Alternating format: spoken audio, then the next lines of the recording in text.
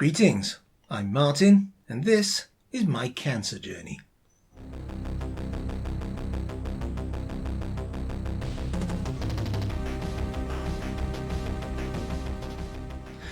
This all starts at Burger King on the 11th of December 2024.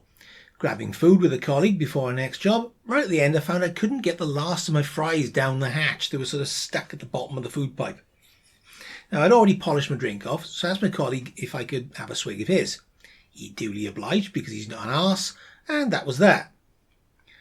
Now, I'd been to the dentist to get the broken remains of a tooth extracted the day before, and the anaesthetic had packed a bit of a punch to the point there's still a slightly reduced sensation in my cheek the next day, so I thought it could be something to do with that. Well, it wasn't. Fast forward a few weeks to Christmas and it's still going on, but as long as I've got a drink to flush stuff down, I can eat. Now, my mother's had trouble with her esophagus due to acid reflux. She had to have an operation to reduce the reflux and then another operation to correct that when they'd overdone it and she could hardly eat. So I thought it might be something to do with that, although interestingly I hadn't had any reflux for a while, not since before the thing at Burger King. So, Friday the 27th of December, I put in an online inquiry at my local doctor's surgery and they rang that afternoon to see if I could come in at the end of the day. Spoke to the doctor, he prescribed a course of omeprazole to hopefully reduce any inflammation to start being taken after some blood tests in a few days' time. Monday the 30th, I'm in for a blood sample and a day or two later I remembered I'm supposed to be taking the omeprazole now, and so I started. Fast forward again to 24th of January 2025. I'm back at the doctor's to see what the results are.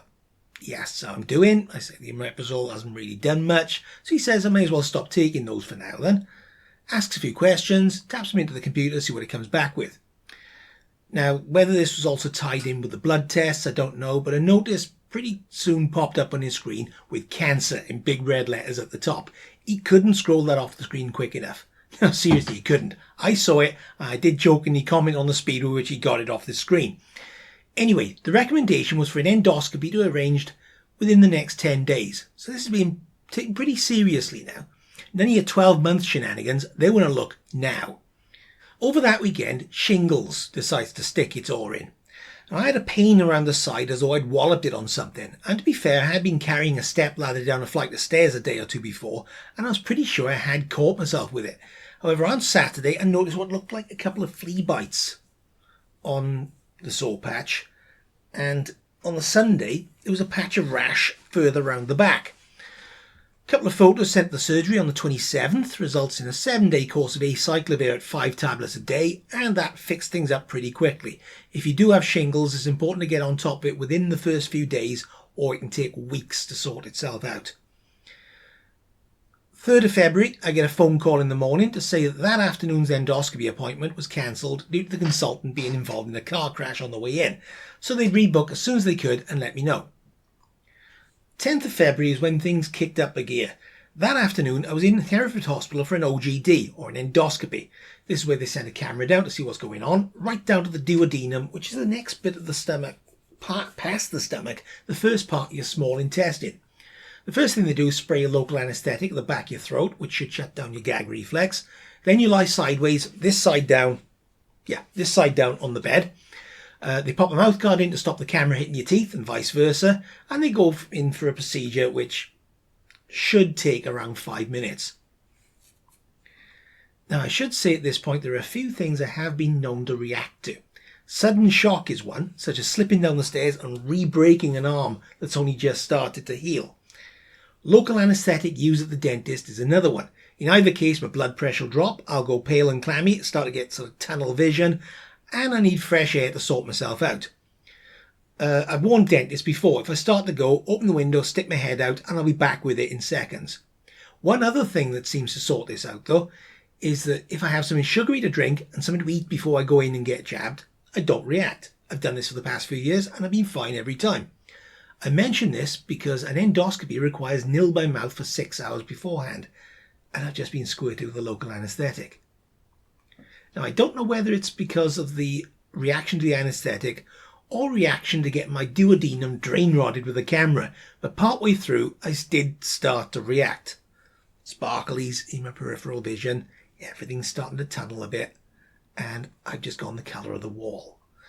This, plus the fact my heart rate has now dropped to 35 beats per minute, has raised a little bit of concern in the room, as it's not long before the camera's back out and the nurses are fanning me with my own paperwork while I'm watching my vitals on the screen return to normality. Short while later, having been wheeled out for recovery as normal and eventually got up, I'm sitting in a chair and the doctor comes round and tells me what he's found. He can see a growth at the bottom of the gullet, and it could be nasty. And he gives me quite a serious look. So I give him a serious look back, involving sparklies, tunnel vision, and the colour of the wall again. Back to bed I go, feet raised to get my head fed, and sort that out. A few minutes go by again, doc comes back, and at some point I twig that bottom of the gullet doesn't mean he's found something else way down at the end of his camera tour. He's found something exactly where we expected it to be, at the top of the stomach, the bottom of the food pipe. I'm asked if I'm okay to walk now. Yeah, should be okay to walk. Out to bed, a few steps, sparklies, tunnel vision. Stand up, stand up, stand up! I'm just gone. The doc's trying his damnedest not to drop a 16-stone sack of meat and bones that's just switched off on him. And he's bellowing in my face to try and get me back in play. So, no chance of getting home that night. I'm staying put, and my car's staying put in the car park as well.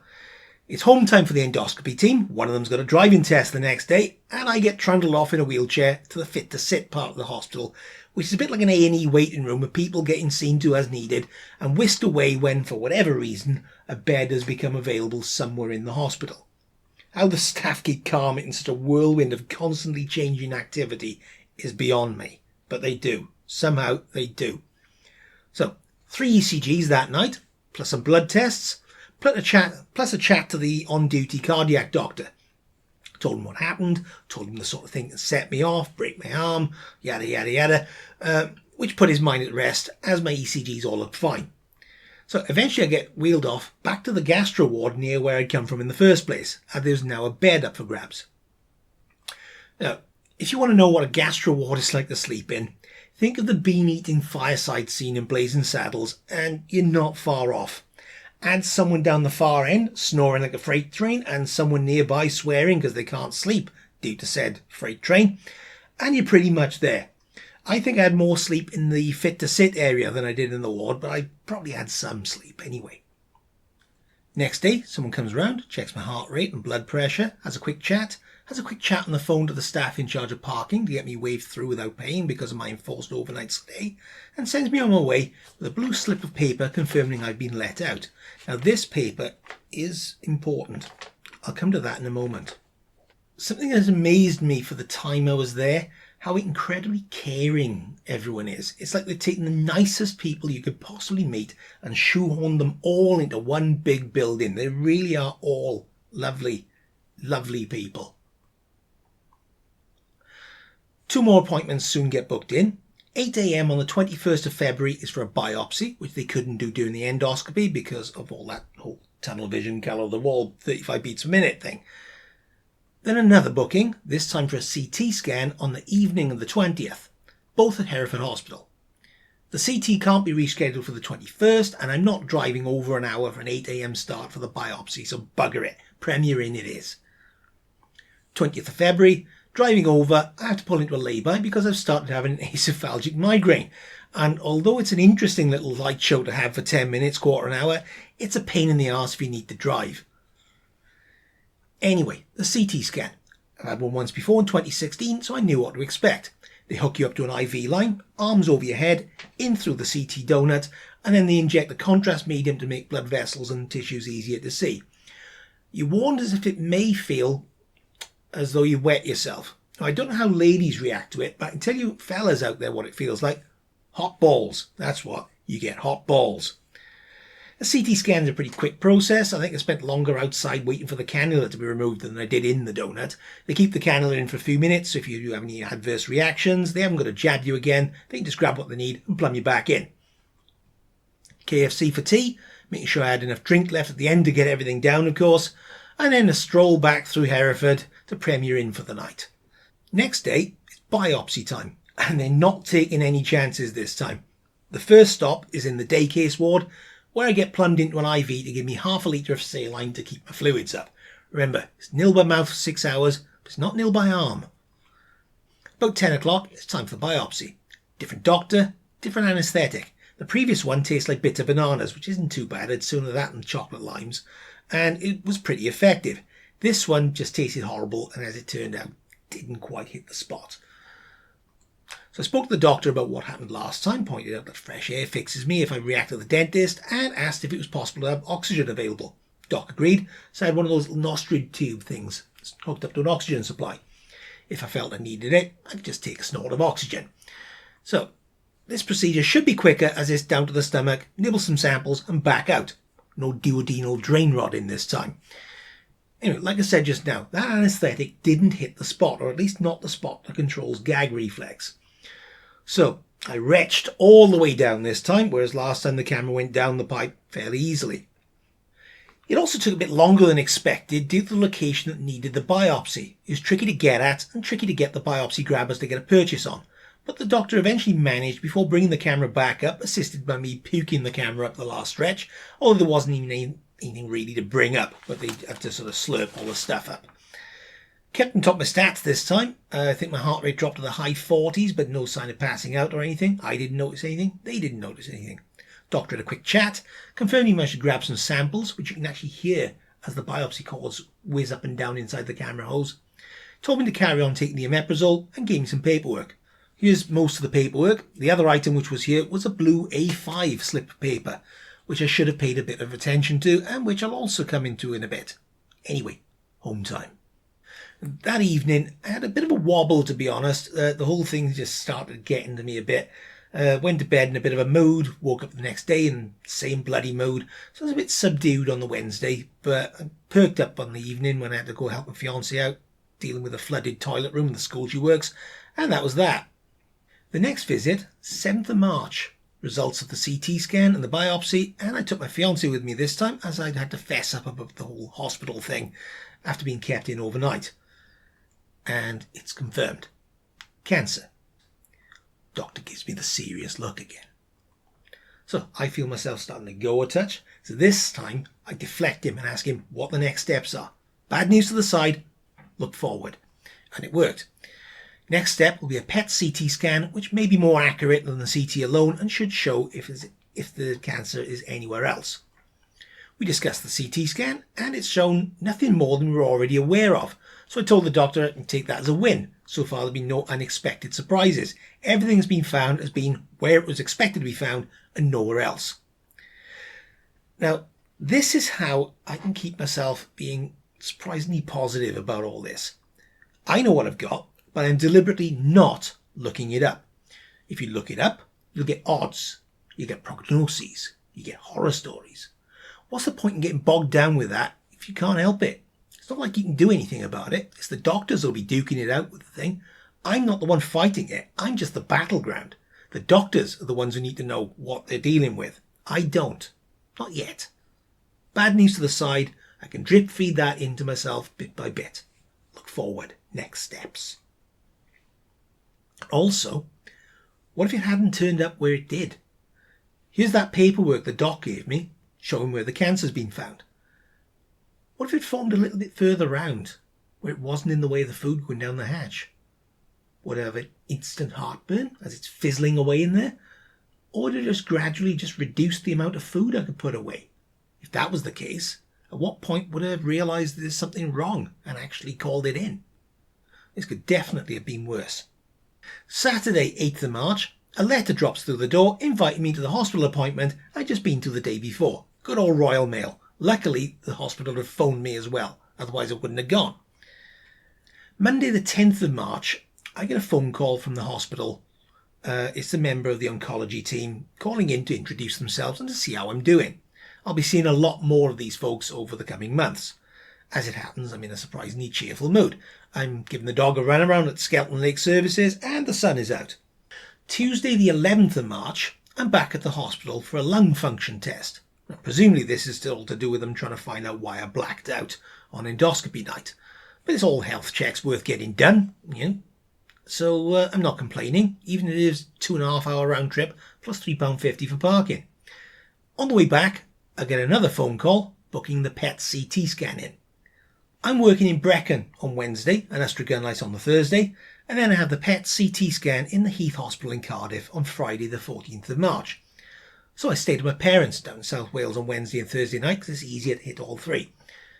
Thursday night, my sister's called in as well, so I decided it's time to spill the beans as to where I'm off to on Friday afternoon and why. My mother and stepfather take it surprisingly well. They're forever watching reality TV showing medical goings-on and the things they can do these days. My stepfather told my mother that he wouldn't be as brave as I was being. He seems to have forgotten that he's already gone through it with bloody prostate cancer. The one who seems to be hit hardest about it right now is my sister. Friday the 14th of March, it's time for the PET CT scan at Heath Hospital. No parking charges this time as we're in Wales and Heath has a park and ride scheme. Now, the PET CT uses a conventional CT scan to map you out within the machine, and then the PET scan which watches for decay from radioactive sugar to see where it's all gone to. As you're in the same position for both scans, it's easier to map one over the other. No strenuous exercise for 24 hours beforehand, so your body's not craving for sugar. No caffeine for 12 hours beforehand. Probably the same again. Nil by mouth except plain water for 6 hours beforehand. So there's nothing remotely calorific finding its way in. The PET CT scan now starts with a short injection of radioactive sugar. Any cells that are busy burning energy are going to make a grab for this, and of course those eagerly dividing cancer cells are first to push to the front of the dinner queue, blissfully unaware that their meals come with a side order of positrons. So for the next hour and a half, you've got to sit there and let the sugar go where it's needed. So it's time to bring out my iPad and watch some Black Mirror. Demon 79, it's a great episode, but the opening song, well, that's just great, isn't it? You're sitting in a lead-lined room, slowly turning into one of the kids from the Ready Brek advert whilst waiting for a cancer scan, and you've now got Bright Eyes from Watership Down playing through your headphones. So it's a bit emotional for a moment, to be honest. But rest of the music on that episode is pretty good.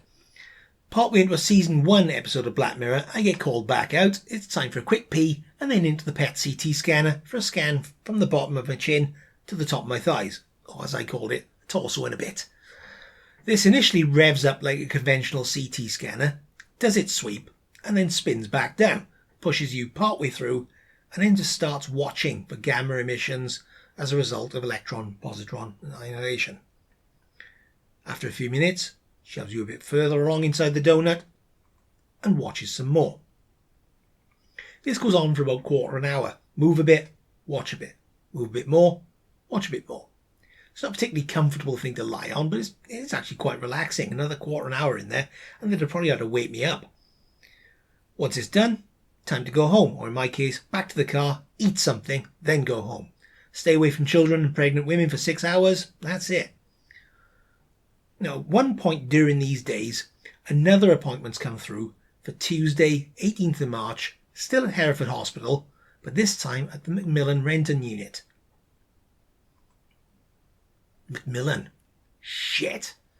Macmillan nurses are all the ones you hear about getting thanked for being there for some poor sod right to the end. So that can't be good, can it? Don't worry about it. The Macmillan lot are there to help you through your treatment, whichever way it ends up. Hopefully for the better. Macmillan does not spell doom. The night before, I'm rummaging for the appointment letter and I dig out the stuff from the biopsy visit, including the blue A5 slip of paper. Now, remember the blue A4 piece of paper that I received after my overnight stay? That was signing me out. I thought this A5 one was something similar, but it wasn't. This one wasn't a signing out form. This was a prescription for the pharmacy upstairs. He wasn't just expecting me to finish off the omeprazole I had, he just prescribed me another 2 months' worth. Unfortunately, that prescription was for use only within the hospital, so I couldn't blag a free prescription at my local pharmacy. Fortunately, it was still valid for use in the hospital. I was calling back in anyway that day, so now I'm sorted for that. So, 18th of March, we're at the Macmillan Renton Unit. This is a chance to meet more of the team that I've had a phone call off the other day, a chat with another consultant, next steps, some diet-related stuff, and most importantly, the results of the PET CT scan. Now, I've not seen the scan, and I don't want to see the scan, Not yet, at least. Show me afterwards. However, it's another positive to take away, as it's not shown anything that the CT scan hadn't already shown up. Another positive, the consultant knows we've got a big day lined up for the 12th of April. So he takes a quick look at his calendar and says he'll delay the start of chemotherapy until just after that. The chemo should shrink the cancer and make it easier to hopefully get it out all in one go. The other thing we discuss is diet. It's important to keep your calorie intake up and your weight up during treatment. You really, really don't want to be too ill to treat. That's a vicious cycle to get into. I pointed out my weight had dropped to 101 kilos in January and pretty much stayed there since. Every time I've been weighed in the hospital, I've been 101 kilos. Asked the nurse who just weighed me a few minutes earlier what I came in at. She nodded, 101 kilos. So that's the figure I'm aiming to stay at for now. 101 I'm happy, double digits and I start swearing at the scales and looking for something heavy to eat. Now, particularly with gut-related shenanigans, it may be difficult to get enough nutrition, so they'll be sending out some trial packs of meal replacement drinks that I'll be able to get on prescription going forward. Obviously, if I can keep shoveling food down, I will. And there are some quick and easy calories like Ben's rice that are 350 calories a bag, and I'm a greedy sod, so that's 2 bags down the hatch. I've also grabbed a load of Huel bottles from Tesco as they were on offer. Stag chili is about 550 calories a can. That still fits down the pipe with a load of pasta at the moment, so I can play my carbs right. Whole load of blood tests were taken before I went, checking liver function, kidney function, all sorts. And then we're off home again. Wednesday, 19th of March. Back once again to the Hereford Hospital. Cardiac ultrasound, find out how I was doing. Back on my side, technician leaving an over me, gelling up and probing for the heart behaviour. Sonographer's conclusion whether I was fit to operate. The supervisor had a quick chat with me to find out why it had been requested. I confirmed once again what can cause an episode, and she confirmed that from looking at the echocardiogram, heart-wise, there's bugger all wrong with me. So it's another bit of the MOT passed, and it's nice to know. Only the one dangerous fault to fix so far. Saturday, 22nd of March, the meal replacement samples arrived. I need to check these out in advance before I actually need them. So if and when I do actually need them, I can have the ones I like the taste of and not any that I don't. Now, I'm not going to pig out on them all in one go though. I'll try and during the course of a few days, starting with these ones. This is the Frisubin Pro Compact drink, cappuccino flavour, and this little bottle contains milk, best served chilled, 125ml, 300 calories in that little bottle. So I keep looking over there. I've got a monitor over there so I can see. Camera's right in front of me. So let's see what the cappuccino Frisubin is like. Not wasting that. I'm supposed to shake this first. Let's just check. Yes.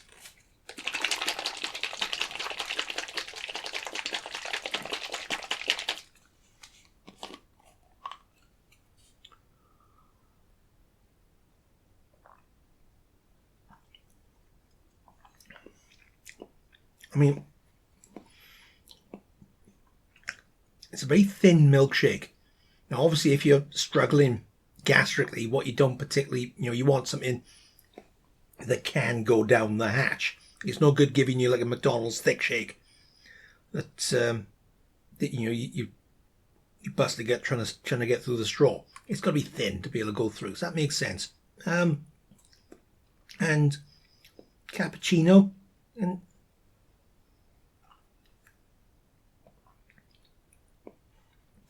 It's actually okay. So the Frisubin cappuccino for me is a win.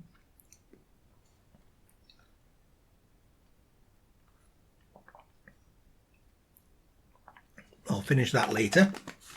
There's no point you watching me drink it. And the other one I've got here is an ultra juice. This is a fruit juice style drink. So it's water, glucose syrup, sugar, cow's milk proteins. So it's got milk. So if you're allergic to milk, obviously you can't have it. But this is a juice type thing. Does it need shaking? I don't know. Yes. Now this one is 200 millilitres, and again 300 calories in a little bottle like that. So let's see what this is like. So this is strawberry. Actually looks blue. Is it blue? No, it's a blue label. It's a blue insert in the thing. Oh, that's nice. Just get the cap out of the way. May as well twist it off.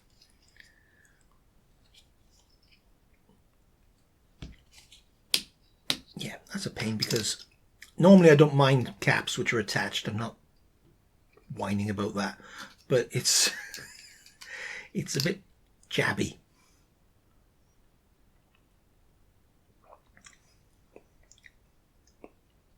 Well, obviously it's strawberry.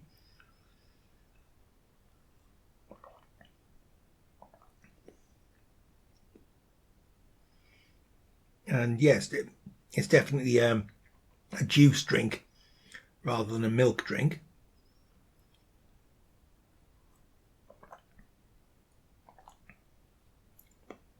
And that's good.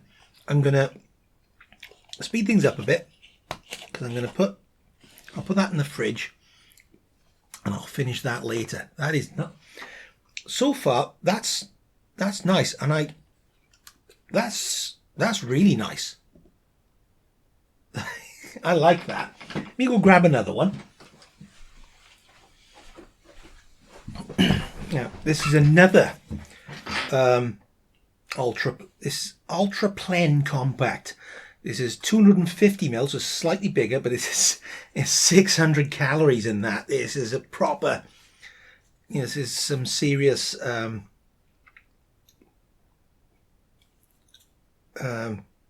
meal replacement stuff. So even if you can't get very much at all down, if you can get 3 of these down the hatch, that's you for the day. So this is water, glucose syrup, milk protein again. So water, glucose syrup, rapeseed oil. So is this a juice type thing, or is it a milky type thing? Not for people with a cow's milk allergy. Fortunately, I'm not allergic to cow's milk. Oh yes, there we go. It says on the front, milkshake style drink, which is surprising when you look at the thing. But let's see what this one's like. So this is strawberry again. Get that off.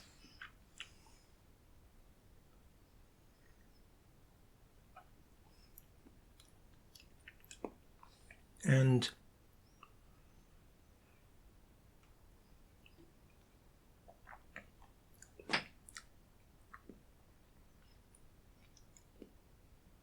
yeah, it's basically strawberry milkshake. It's a bit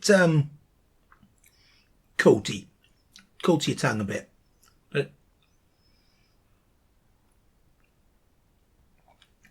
flavour wise, yeah. I mean, if you could buy this stuff in Tesco, the gym lot would be all over this like a rash. This is an effortless way to put away 600 calories.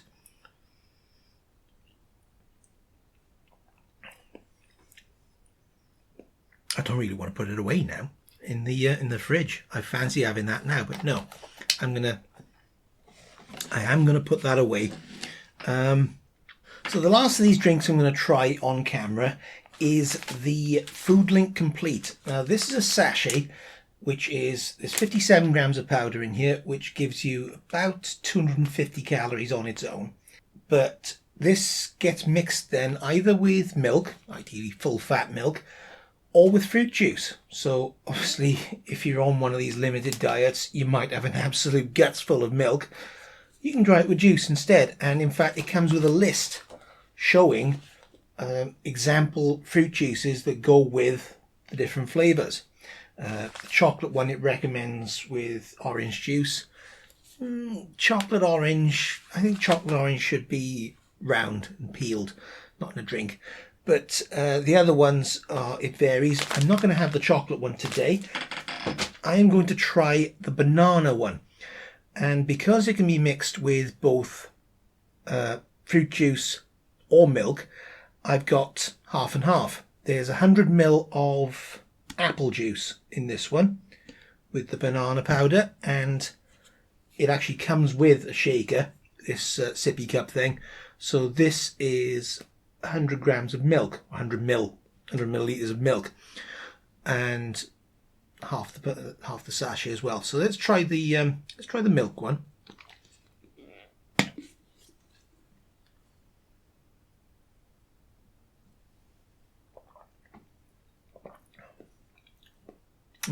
First hit is like banana milkshake you get in the supermarket. I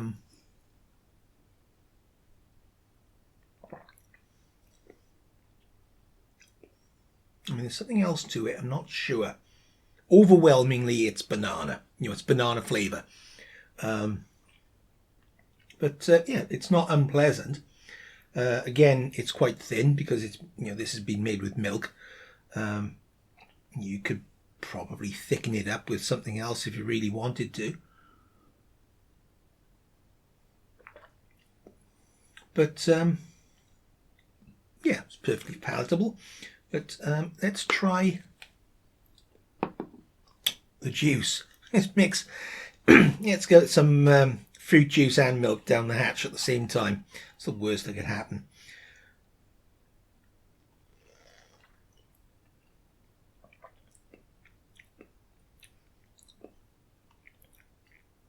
To be honest, I'm mainly getting apple there. And there is a natural flavoured one. I have no idea what the natural flavour of this is.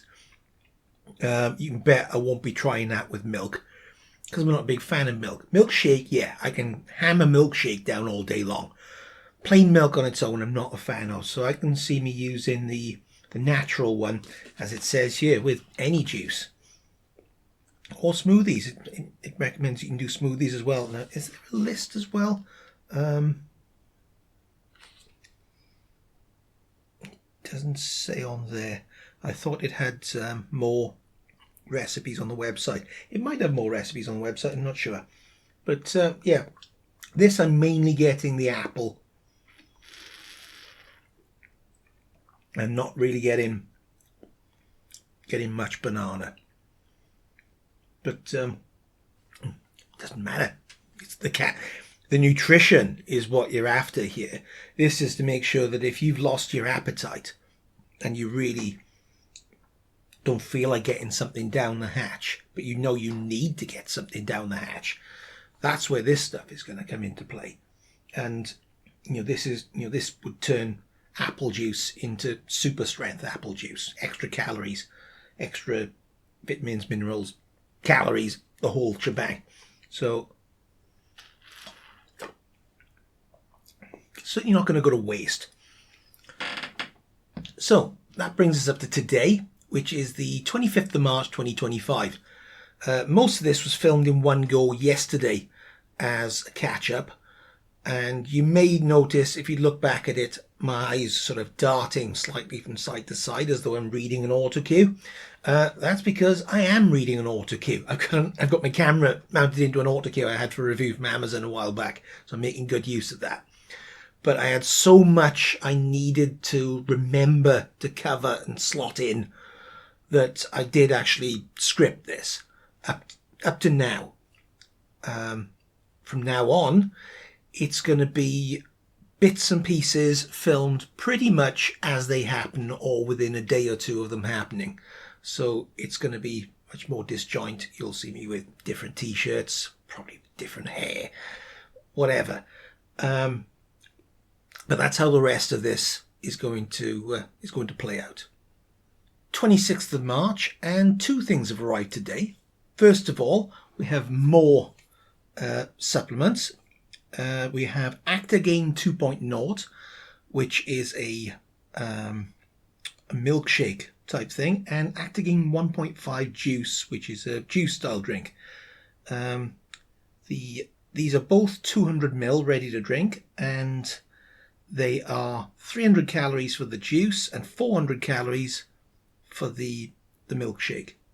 So I've got the golden apricot and zesty orange flavour here. So zesty orange juice. Let's try this. Nope. Shake it up first.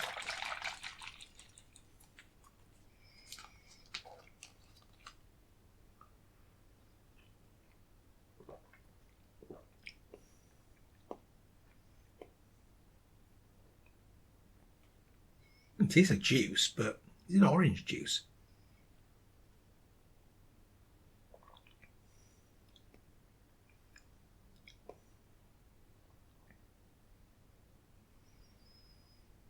Now, I'm not such a fan of that. It's coating my mouth a bit, and there's something to it.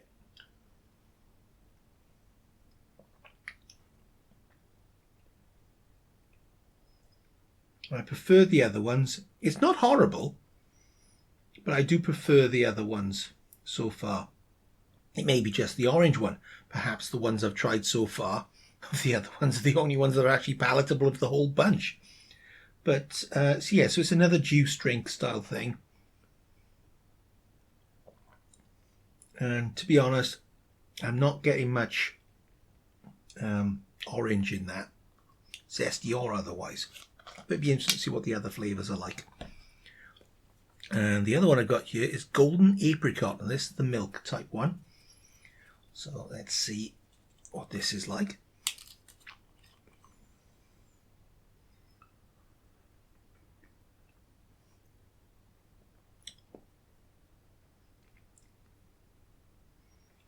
Yeah, apricot. You might think apricot might be a bit weird.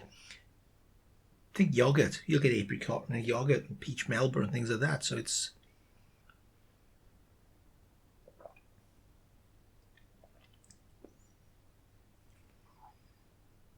it's drinkable.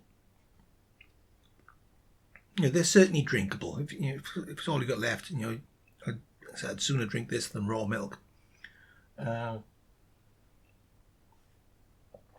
I do prefer the other ones of the flavours I've tried so far.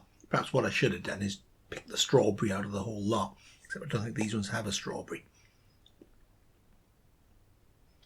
So, I'll put those aside for later. I will drink them. The other thing that's arrived today is a letter from the surgery dated 20th of March. And it's entitled, Improving Your Cancer Journey and Our Role as Your GP. So it's giving condolences for your horrible news and the challenging time you must be going through. And it's details of a local program called Improving the Cancer Journey in Powys. Now, I don't know if other counties have similar things, but the one we've got is, it's funded by Macmillan Cancer Support, and it's working in partnership with the Health Board and the Council and several third-party organisations as well around here. There's PAVO, which is the Powys Association of Voluntary Organisations.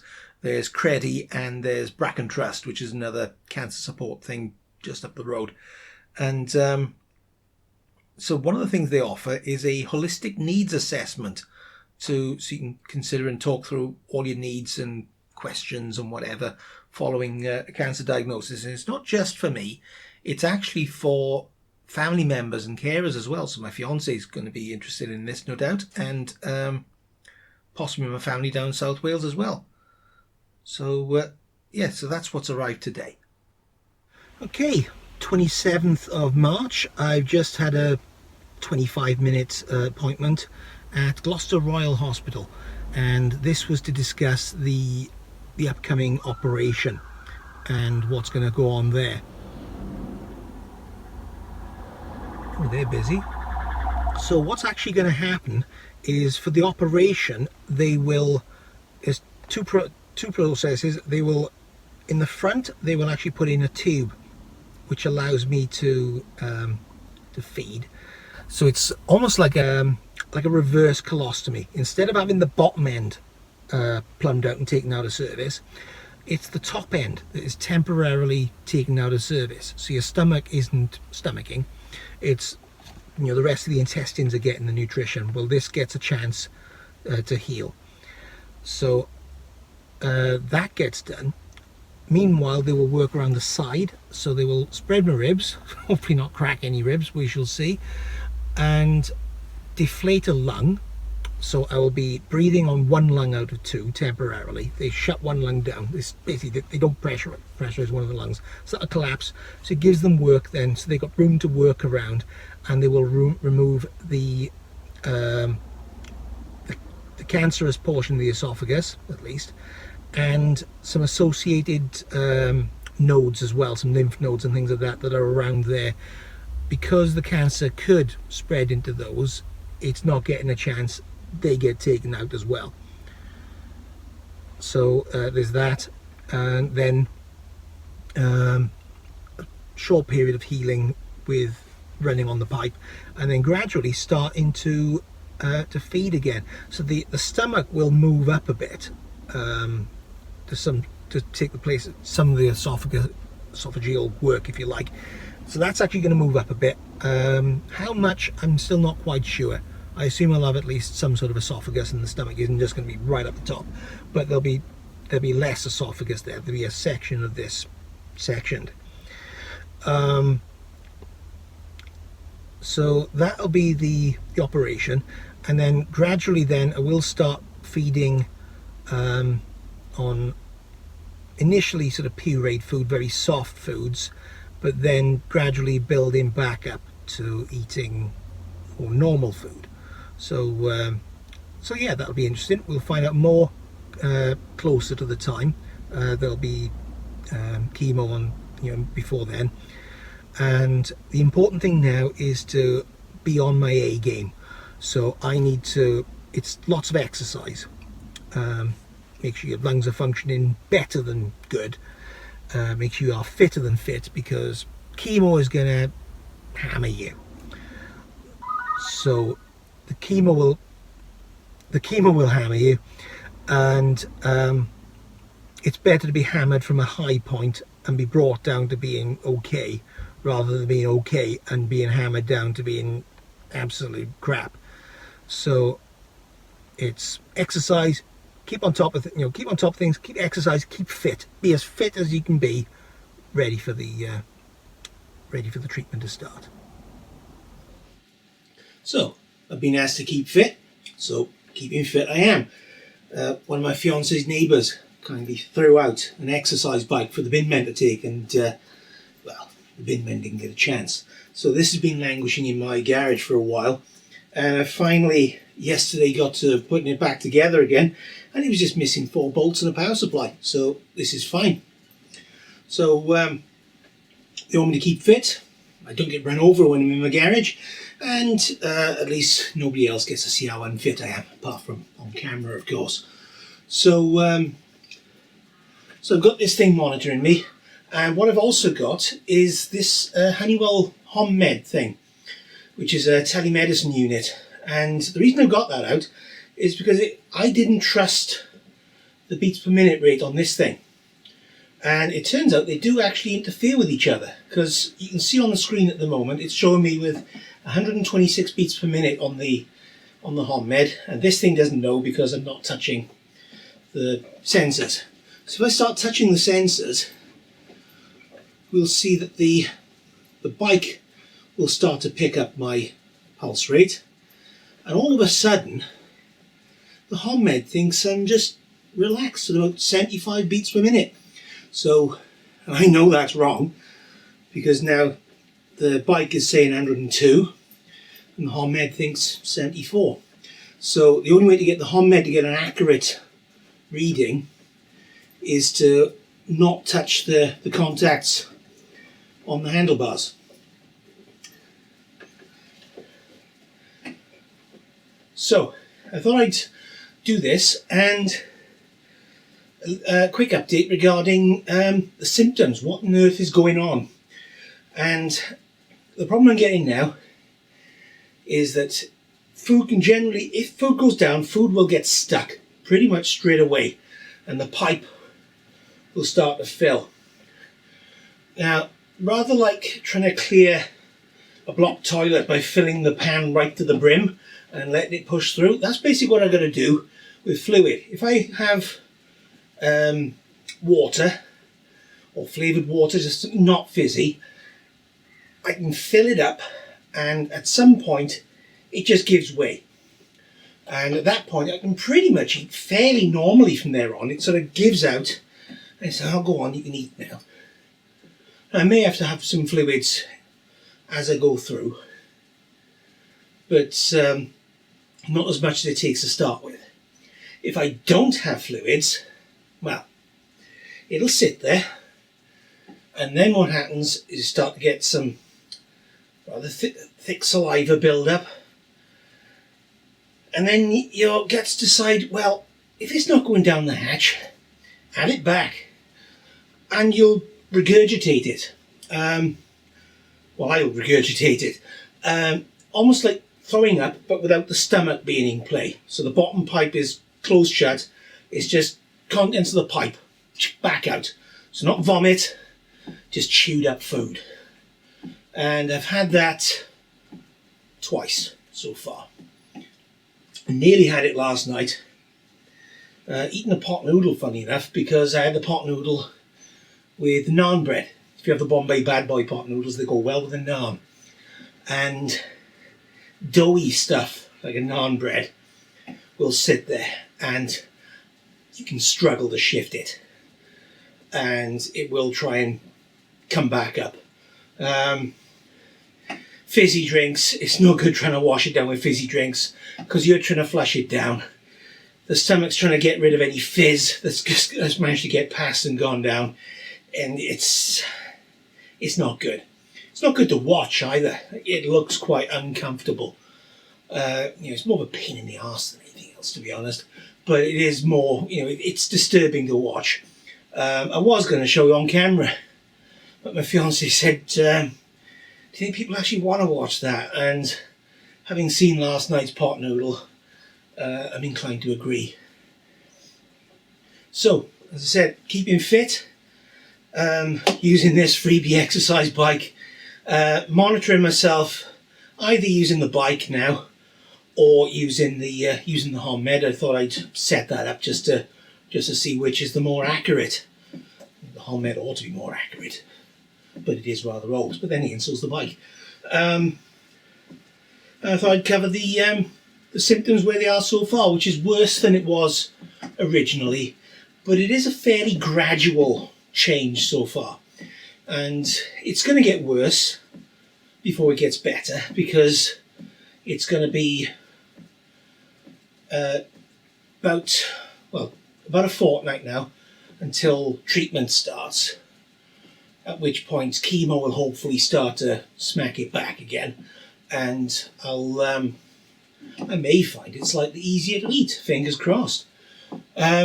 We shall see, but this is how it is so far.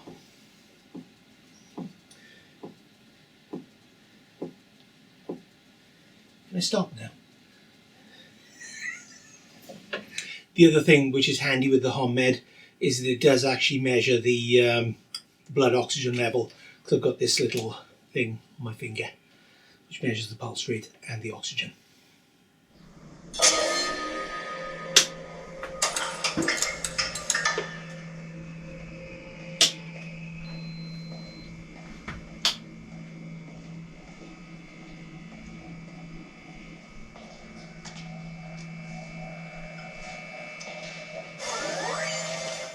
So, Wednesday the 9th of April, back on the bike. Few things to catch up on. Since the visit to Gloucester Royal, I've had another blood test. They wanted to do a PSA screening because one of the things that the PET CT scan did pick up as well, it turned out that my prostate is showing as slightly avid. So sometimes that can happen, so we'll see. They haven't contacted me about that since, but they know I've got a big day coming up on the 12th, so it may be just that they don't want to piss on my chips, and we'll wait until after. We shall see. I had a phone call day before yesterday. It would have been today, just a chemo chat to see how I'm getting on, and take me through all the days at what will happen. And basically the cycle will be Monday is a blood test, which then gets rushed off to the hospital. Tuesday will be a consultation, initially face-to-face, later cycles it can be telephone. Wednesday, chemo. So there's 3 lots which go through. Well, there's actually 4 drugs altogether. They go in 3 sessions. The first is the docetaxel, I think I pronounced that correctly. That's the hair folly out one. So for that, I do intend wearing a cold cap, just to see how it works, see how well it works. Obviously, there's nothing on the top for it to save, but we'll see what happens with the sides. Then there's another. There's the. Oh, I've got them named here somewhere. Let's have a look in my folder. I've got a folder, by the way. There's a lot of paperwork, letters and things, so it's worth having a folder to keep tabs of what's going on. And it is, what did I see there then? No, it's not that. It is, there we go. Yeah, oxaliplatin is another one which goes in, and that goes in with another one, I can't remember off the top of my head, that goes with it, which is an enhancer for the one which comes last. So I'll have the docetaxel with the cool cap. The cool cap then comes off before doing the oxaliplatin, because I will be more sensitive to the cold with oxaliplatin, so the last thing you want is a cool cap on your head. And then there'll be 24 hours of the fluorouracil. So that's the last one, and that goes on a can which all connects into the same line. I'll tell you about that in a sec. And that'll take 24 hours, and then on the Thursday the district nurse will take that out. So that is how the cycle will work. Or there will be some steroids in that as well. I think it's the day before, the day of, and the day after. We'll find out shortly in the video. A few other things. Whilst putting this together, I found my yellow notes, not the ones you've already seen, which were from the biopsy, the yellow notes from the endoscopy.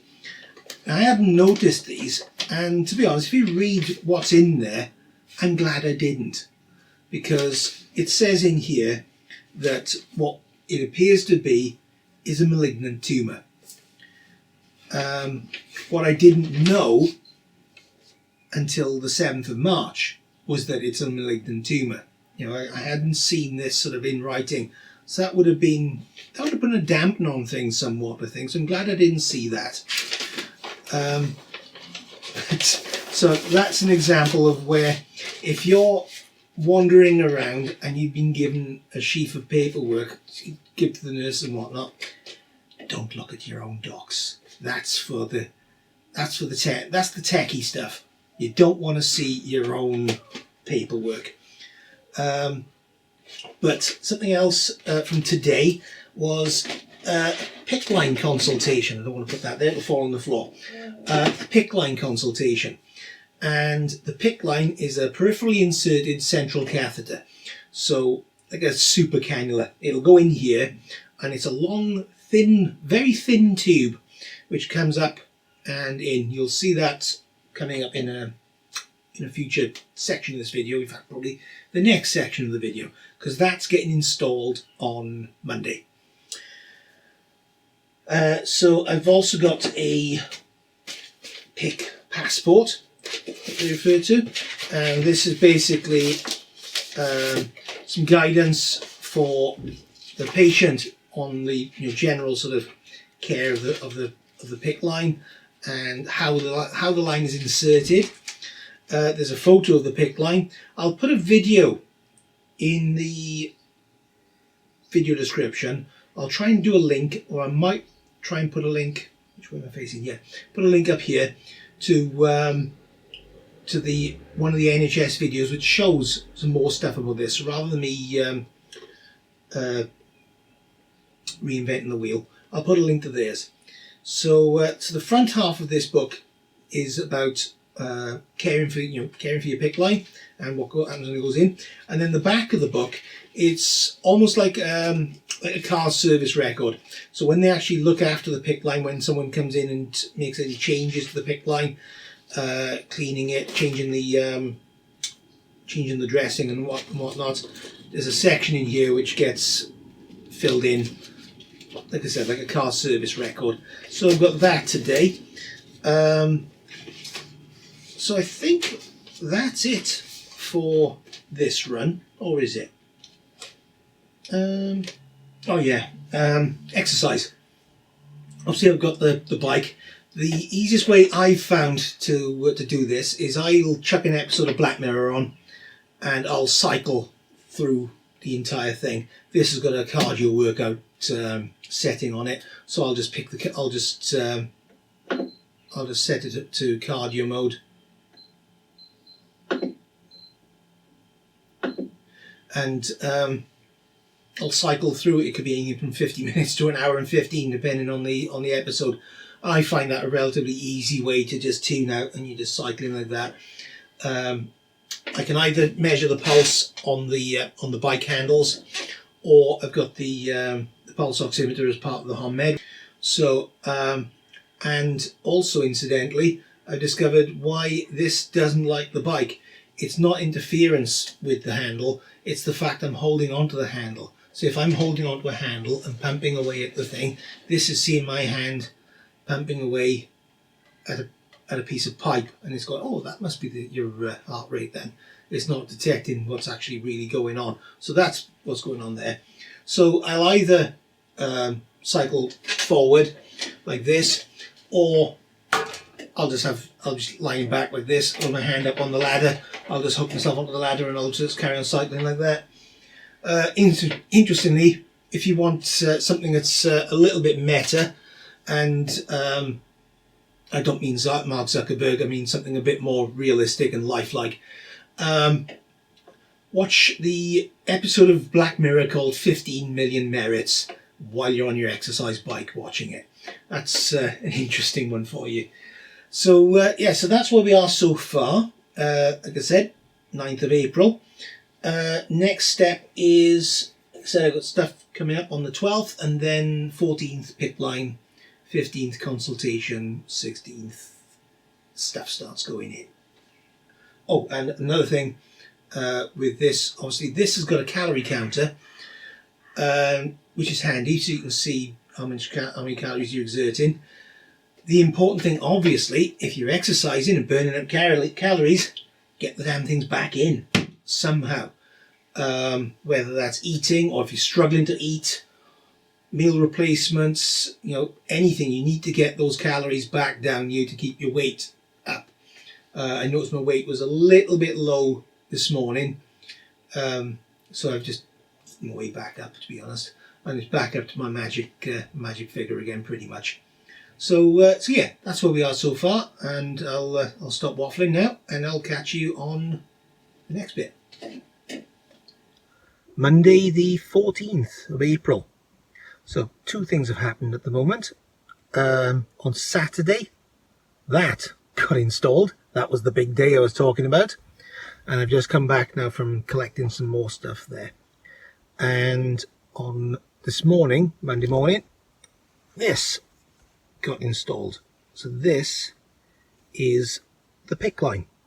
So the line actually loops around there, goes in at this point, and then goes around down to the chest and stops down there in the superior vena cava, I think it was.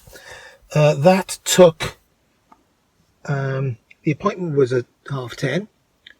Keep looking over there, camera's here. The appointment was 10:30. So there were a few questions just to confirm who you are, just just a reminder, why you're in there, make sure that you're not an imposter. And 11:15, shall we start? Yep, go for it.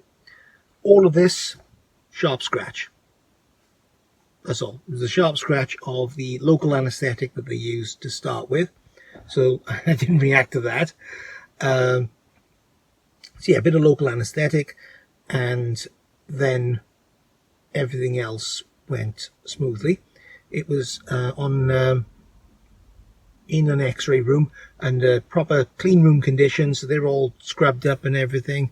They cleaned this whole area. Well, they used ultrasound first to once again check where the veins are, pick the right spot, and they marked on my arm where they were going to work.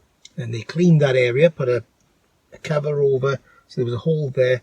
My arm all this time is out to the side, upright, sort of palm up, and I'm looking away because apart from the ultrasound, I don't mind looking at that and peering at it. I don't want to look at you don't look at the tools. So they went on, and yeah, 15 minutes it took. It's 11 o'clock. They were just, yep, we're all sorted. Just unclip the heart monitor and whatnot. So this was in a room with an x-ray machine. So the bed I was on had an x-ray machine around it, and the x-ray plate was actually in the back of the bed. So the anaesthetist who conducted the procedure was wearing a shielded gown, a lead-lined gown or whatever. So he was standing right there when you get photos taken, and straight away you come up on the screen behind a chest x-ray of what's been done. Quite a low intensity chest x-ray, but enough to see what was going on. And you could see initially where he takes shots to show where the wire had gone, the guide wire, because that would go through. And the guide wire is just a thin wire with quite a springy end to make it easier to get around some of the awkward bits. So that would go in, and then the PICC line was then threaded over. Well, then the cannula was removed, leaving the wire in place. And the cannula this time was just a long fixed metal needle. And then the PICC line was then threaded over the guide wire and into the same place. So you checked on camera, then you could see where the PICC line came down to. He took the guide wire out, showed me the guide wire after. I was interested in looking at the tools after he's finished with them. So the PICC line they'd already measured when they went in with the guide wire, so they knew how long the PICC line needed to be. So that went to the right point.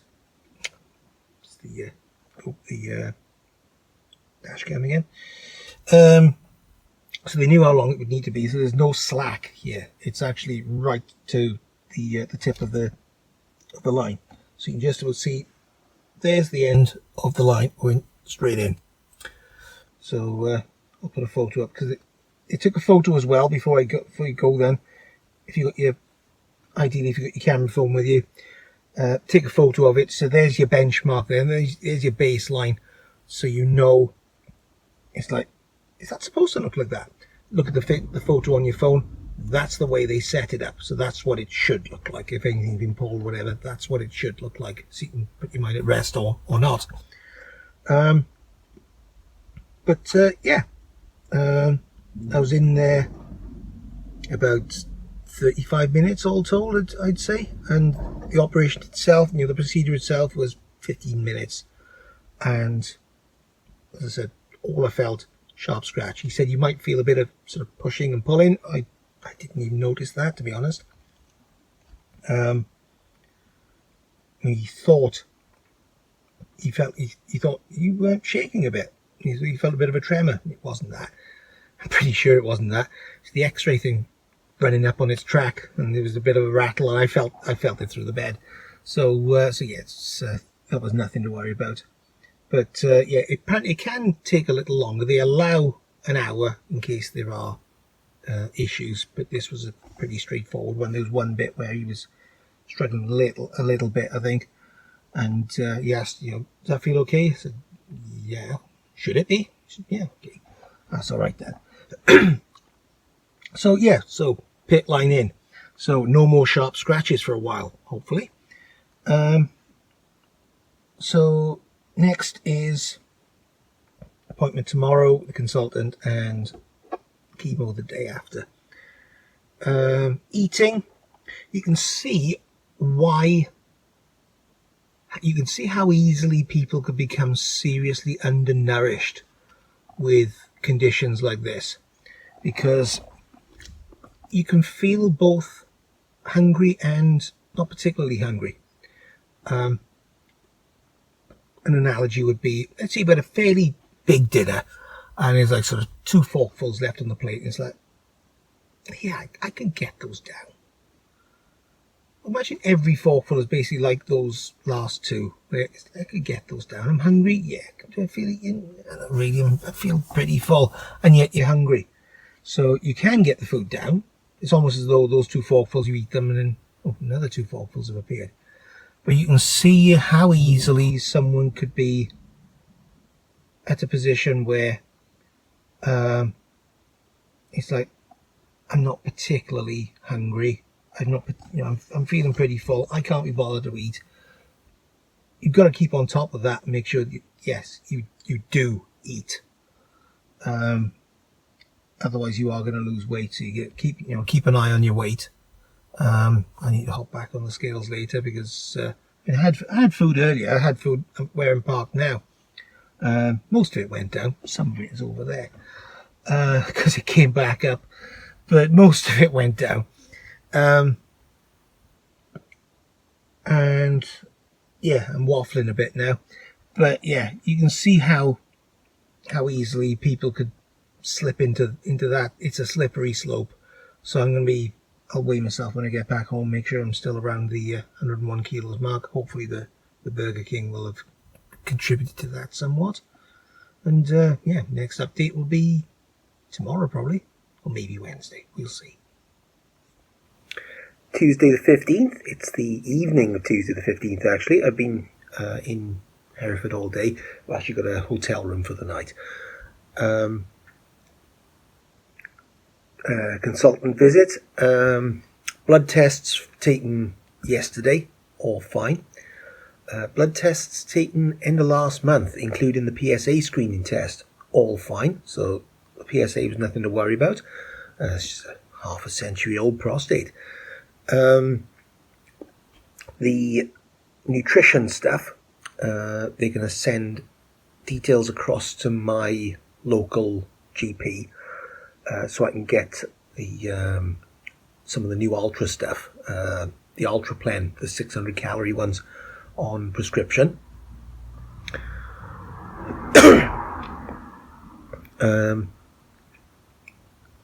Had my first shower this morning with my limbo cover on over the PICC line, so that was okay. And easiest way to sleep with this and not worry about hitting it is wear a long sleeve shirt. I've got one of my old work shirts here.